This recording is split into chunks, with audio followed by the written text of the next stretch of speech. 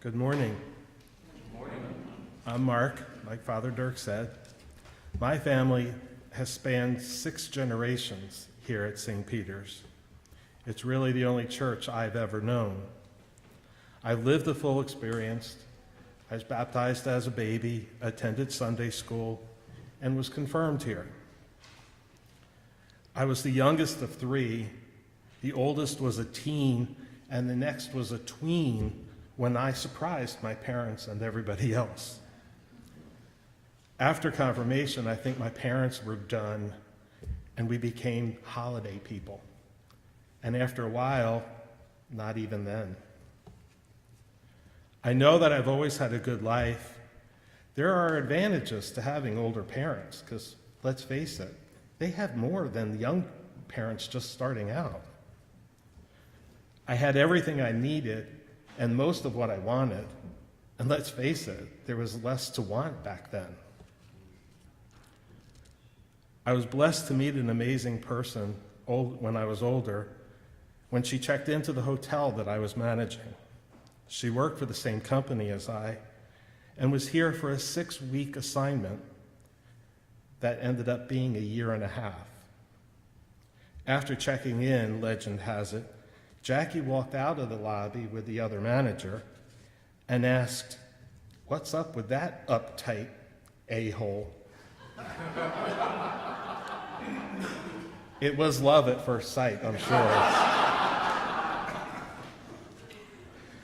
We did become friends, and eventually more. And like my parents, we were married here at St. Peter's. Eventually, we were blessed with Zachary, our first son, and we came to services both around the wedding and around the baptism, but we weren't all that active. When Zach was about 4, I started thinking, he's probably going to need to start Sunday school soon. Around that time, my sister had moved back to Freehold from Minnesota with her 2 daughters. A few months after being here, Joanna told her mom it was time they found a church. My sister told her, "I'm home. If I'm going to church, I'm going to St. Peter's." She called me and told me about that conversation, and my reply was, "I'll meet you there on Sunday." From that Sunday on, I've been here way more Sundays than I haven't.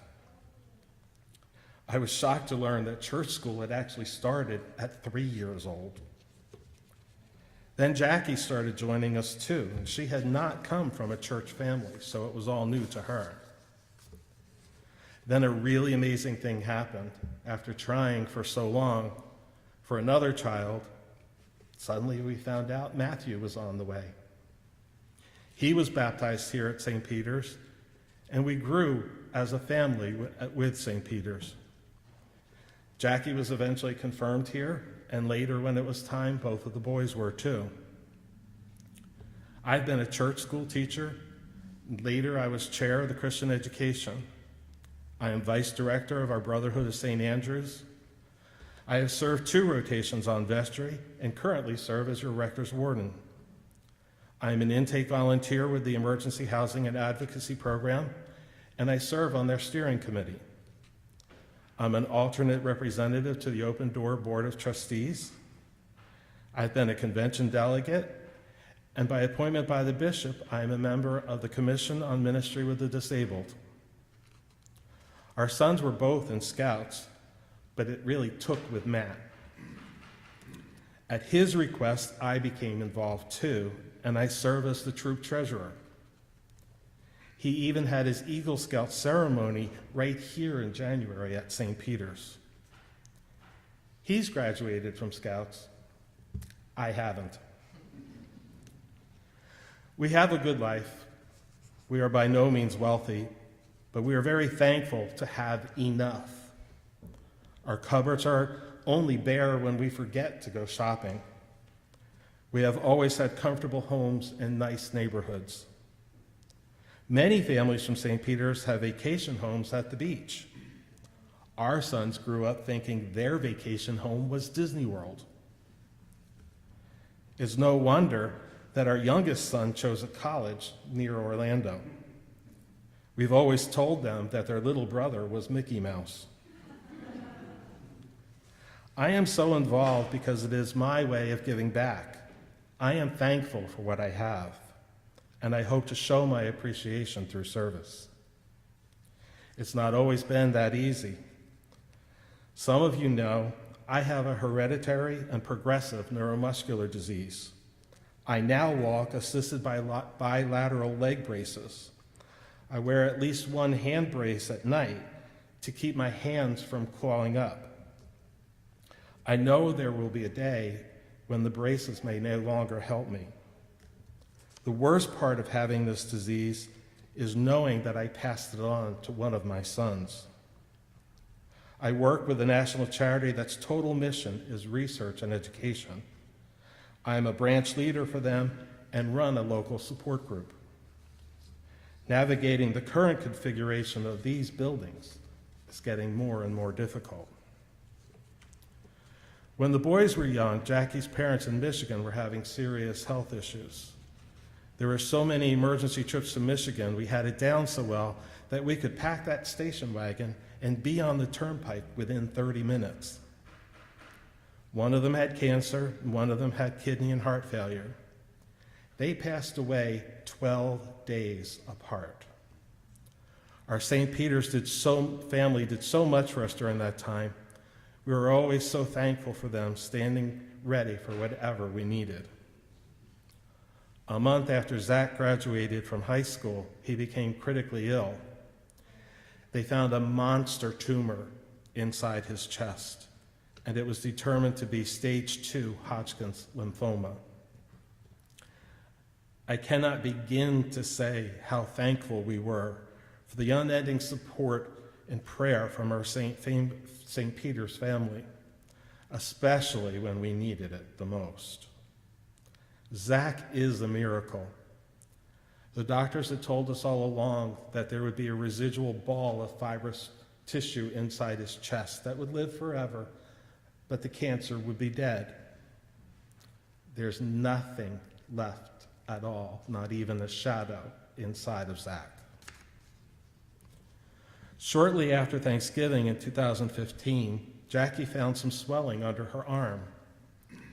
It was not painful, but it was not right. She went to our family doctor. There were tests. It was something to be concerned about.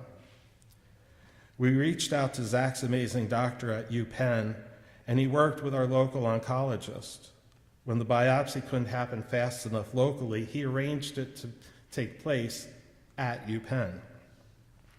On December 22nd that year, she was diagnosed with a very rare, very aggressive, and very advanced stage non-Hodgkin's lymphoma. I wish I could say our journey there is over. There have been tremendous highs and horrendous lows. It seems like now the littlest procedure becomes one life-threatening complication after another. Through both journeys, it has been the support and love from our St. Peter's family. Meals, prayers, hats, prayer shawls. The most amazing gift has been this community. Earlier this year, Bishop Curry challenged us in a program he based on the line, "Thy kingdom come." I think I take my belief and ability to go on based on the next line, "Thy will be done." The Lord is leading me on a journey. I don't know the reason why we have been so challenged, but I am very thankful that we have been so blessed. Remember earlier I told you we had been married here.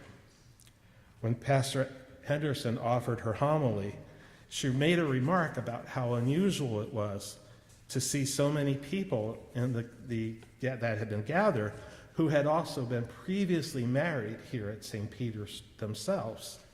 And she was right. My parents were here, aunts and uncles, cousins, my sister, even just friends of the family that were gathered had also been married right here at St. Peter's.